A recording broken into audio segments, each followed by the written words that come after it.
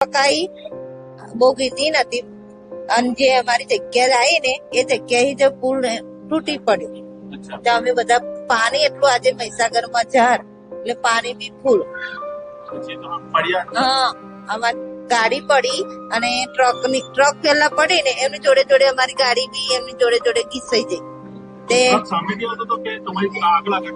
ના, અમારે બાજુમાં ટ્રક ને આમ જવાનું આમ અને અમારો આમ જવાનું. તે ટ્રક આમ બેઠી ને અમારી જોડે જોડે આમ બેસી જોડે જોડે.